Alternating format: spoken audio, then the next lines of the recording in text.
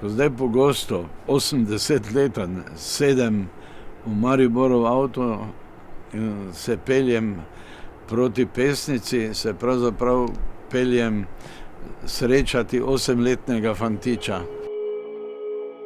Bralec bo prepoznal zgodovino slovenske vasi od leta 50 do 2000 in nekaj.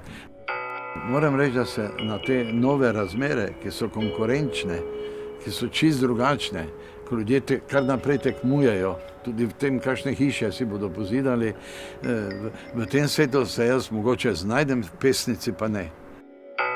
Pesnica ni lepa. Pesnica za pogledati ni več lepa. In bi rekel, da se s to bolečino pa potem vrnem v Maribor.